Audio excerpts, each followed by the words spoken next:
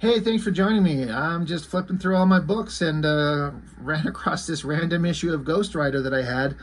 Um, I I can't remember. It's been so long since I got these comics. I can't remember the hows and whys I would pick up a certain issue when I wasn't picking it up before. I want to say potentially this might be the first issue of Ghost Rider I ever picked up, and it was probably on the strength of the follow up of the storyline from the McFarlane Spider-Man, where you had Spider-Man, there was Hobgoblin, and Ghost Rider showed up. That whole storyline, which comes to play in this issue in a little bit. So I can imagine myself reading those books and then seeing this. And then there was a lot of hype around Ghost Rider and the artist Tex, and it was a very popular character. I'm like, maybe I should pick it up and give it a shot. Let me see what this is about. And anytime you get an issue of Ghost Rider drawn by Tex, you're gonna have a good time. And the reason I think this is one of my first exposures to Ghost Rider, or at least like his own title, because like I said, I did get that issue of Spider-Man, and where Ghost Rider showed up, that McFarlane did. So that might have been, like I said, I'm trying to remember. That might have been my first time I ever read the Ghost Rider character. I knew vaguely a little bit about him, not a lot, but some. Probably the most I knew about him was from like the Marvel series cards. Speaking of, those things, because they'd give you a little brief description of who and what a character is. And Ghost Rider, this version, the Danny Ketch version, was kind of listed as a rookie. Like he was new to the scene. The character of Ghost Rider himself had been around for a long time, but as a different incarnation, a different human host, blah, blah, blah. But he's the spirit of vengeance. So anytime I think of this character as like a spirit, an otherworldly, ghostly, supernatural apparition. Is he part demon? To me, that says almost undefeatable, unless you get the Ghostbusters or something. So I always had this idea in my head that Ghost Rider was incredibly powerful and undefeatable and unkillable, which he kind of is. Not completely and totally, but that's what I thought that he was, and he kind of is. So when I flipped this book open, and it starts out, it says Cypress Hills, the Ghost Rider is dying. It just starts with him missing a hand, slumped over his bike, in dire straits. Something is really bad. Now, again, this is issue 16, so obviously I've missed tons of story, but what an interesting introduction to this character. The first time I get to read him myself, and he's got his ass kicked and he's dying. This is one of those issues where also I like to kind of mention, I talk often about the old newsprint paper and how the coloring, when it's done right, looks so incredibly good or bad, depending on who's doing the work and understanding how the coloring will reproduce on the paper. This is an example of, I think, where that coloring is absolutely perfect. Like, I don't think there's anything that could be done to make that better. If you put this on glossy paper and do shiny computer rendering coloring, I honestly don't think personally it would look ever any better than this. This is a specific look and a style and a vibe that works only on old newsprint and these more flat colors. I think it looks incredible. I think it looks really good. And the way that it's an interesting thing as an artist when you have like a figure that's constantly giving yourself a light source with a flaming skull. So you can always kind of play around with the lighting and the mood on the character, because your light source is the guy's flaming head, hence all these little highlights on the body. It just looks really good. I really love it. And then, of course, Ghost Rider slams his motorcycle into a tombstone, sends him flying. That's a pretty wild shot. Tex can draw skulls like nobody else, and flames and melting flesh. You see this shot as Ghost Rider transforms back into the Danny Ketch. Now, I wish that they would show this in the movies. Well, I've only ever actually seen the first Ghost Rider movie with Nicolas Cage. Fucking terrible. But the way it shows is like whenever he turns into Ghost Rider in these books by Tex, or turns back, it's like the flesh burns or melts on or off. What a horror comic kind of thing. And imagine if they did that in the movies. Ghost Rider should be an R-rated gore fest.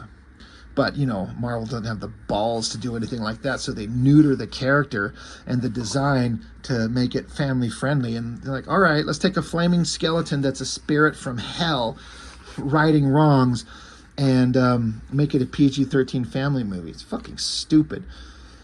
But, Danny Ketch, the new Ghost Rider, he's in pain. He's dying with Ghost Rider. He ends up in this graveyard, and there's a shadowy figure standing right there. And so he kind of freaks out. He's screaming. He's yelling. And I guess he's having like a conversation with Ghost Rider himself. And they're kind of arguing with each other, like Ghost Rider's trying to kill Danny Ketch, but Ghost Rider's saying, no, it's not me. It's Blaze. So what they're talking about is this shadowy figure. If you've been reading the books, I know now. But this shadowy figure, that's Johnny Blaze. That's the original Ghost Rider. The guy who was originally in possession of the power of the Spirit of Vengeance. Zarathos, I think his name is. And so I guess in previous issues, Johnny Blaze had started attacking Danny Ketch version Ghost Rider here. That's why he's full of holes and, dying. So all the story aside, these visuals are so great. The half and half Danny Ketch Ghost Rider. This shot of the open mouth screaming in the skull, and again, that coloring on that. It's so creepy. It's so awesome. I've said before that Tex's art lends itself best to horror movie, horror comic type stuff. Don't put him on an issue of Guardians of the Galaxy, which they did. The vibe is completely off. It's not the same. Tex did a bunch of issues of Wolverine, which we'll be looking at eventually. But I think the best use of Tex's style and the emotion that's evoked from his work is on Ghost Rider. But eventually, Danny Ketch, he wakes up. He's in a hospital, and there's Johnny Blaze standing there staring at him. So Danny Ketch jumps at him like, Jesus, you tried to kill me. Get away. But then Danny Ketch's family is here, and Danny's trying to tell him, this guy tried to kill me. And they're like, no, this guy found you a couple of days ago. You were almost dead, and he brought you to the hospital, and you're alive because of him, and he's been kind enough to stop in and check on you every once in a while. So then Blaze walks up to Danny and says, you might want to shut the fuck up, kid. You might want to stop trying to blow all our cover if you want to keep your secret a secret. We need to talk. So Ketch is like, all right, fine. So they have conversation back and forth about Johnny Blaze is trying to tell Danny Ketch, you need to give up this Ghost Rider thing. It's just going to lead to pain and heartache and destruction, and you don't understand the hell that you're about to go through if you continue being the Ghost Rider. And Danny's like, I can handle it. Just because you couldn't control it doesn't mean I can't. And Blaze is like, no one ever controls the kind of forces that you're dealing with. This is you don't understand what you're trying to do here. You need to toughen up. You need to be able to protect yourself because of all the things you've got your life kind of wrapped up in. He's like, there are people searching for you. And Johnny Blaze is like, I found you, and you're kind of a pansy pushover. So Danny Ketch is like, well, I could get my friend to teach me karate or something like that. And Johnny Blaze is like, that's the stupidest thing I've ever heard of. We don't have the time for that kind of nonsense. He's like, I can teach you how to fight. So now it says, so over the course of the next couple of weeks, it shows Johnny Blaze beating the ever-living fuck out of Danny Ketch. And he's toughening him up, trying to teach him to take care of himself. So it's basically mentor and student, former, possessor of the Spirit of Vengeance and current one, and the old guy's, imparting knowledge. So that's a fine kind of approach to the story to bring back Johnny Blaze. But of course, the bad guys, look at this weird, creepy shot, this down angle on this guy. Got the bad guys showing up, and they take off. It's a chauffeur, like a limo driver, and taking Danny Ketch's mom to church. And Danny's like, something's not right here. Something's wrong. I'm going to go follow. Blaze is like, this is stupid. You just let your mom go to church. And Danny's like, no, something's wrong. I'm taking charge. I'm doing my own thing. Stop calling me kid. So of course the young Padawan learner doesn't appreciate what Obi-Wan's trying to teach him and runs off to go be impetuous. Meanwhile, cut to Hobgoblin. Like I said, I knew nothing about Hobgoblin. I still don't, except from what his appearance was like in that McFarlane Spider-Man. And I feel like they must have brought this up just to kind of dovetail off that story that McFarlane did, because of course it's going to be hyper popular in sales. So why not, that happened in Spider-Man. We got Ghost Rider, have him run into the Hobgoblin again. And again, Tex and his crazy, awesome, lush, organic inking. This creature looks gross and awesome. The coloring is fantastic. Pretty awesome. I kind of wish that this panel of Hobgoblin in silhouette was a little smaller and give more room for this thing. And kind of the way it blocks out the main image. I don't know if I like that, but whatever. Anyway, so Danny Ketch follows his mom's, limo to the church. Johnny Blaze was able to follow him. So now they're both there, and they're like, well, all right, kid, if you're going to go be wild and kind of crazy, I'll come with you and help keep an eye on you. Let's be careful and let's see what we can see if something's going on. So they try to sneak into the church. They get stopped by some security guy, and Danny socks him in the face with an elbow. They go inside, and of course, some creepy looking pastor. I mean, I don't know if it's intended to look super creepy. I feel like it is, but that looks just, something's wrong with this guy. Something's not right. That's that weird kind of vibe that Tex can put in his work. But you find out that, this is a church. This is a place where people trying to maintain or renew their faith, but something evil is actually going on inside it. And it's not awesome. So of course, Danny jumps in there, and then the church leader tells all his, minions to, take them hostage. They all got guns. So clearly this is not just your normal church.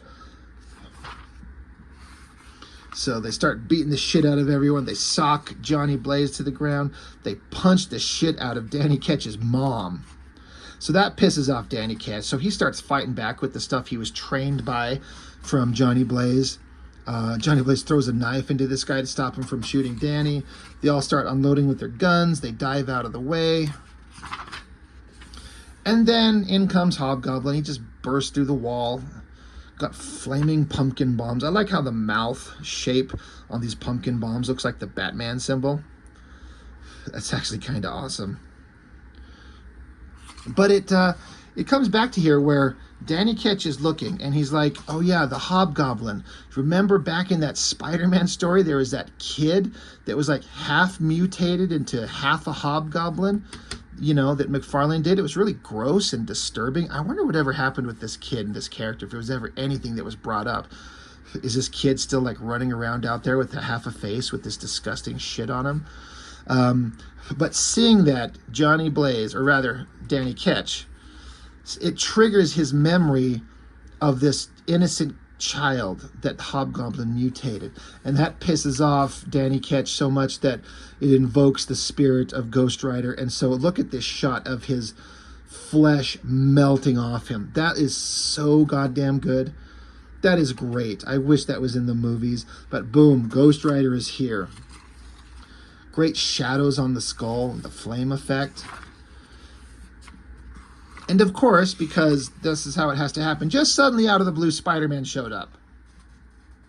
He's like, I'm here, and Ghost Rider, you're a loose cannon, and we don't really know what you're going to do, and I don't trust you. And Ghost Rider, Ghost Rider flung his chain, like he was probably going to kill Hobgoblin, if I had to guess. Shooting his chain up, but then Spider-Man's webbing shoots and catches the end of the chain. So Ghost Rider just flings the chain off to the side, sending Spider-Man flying. So I'm like, well, that's awesome. But Spider-Man jumps onto Ghost Rider, and he's like, you're crazy. How about we talk to each other, calm down, chill out. And in this moment of indecision, Hobgoblin flies along, finds Danny Ketch's mom. She's just sitting there praying for forgiveness and help and salvation. So Hobgoblin flies through, like just runs over Johnny Blaze and grabs onto Danny Ketch's mom and takes off. And that pisses off Ghost Rider. So he sends Spider-Man flying again. And then he's just on his bike. It just appears. I don't care. This is a good shot. A good close-up of Spider-Man with a great coloring highlight on his head and his shoulders. Really awesome.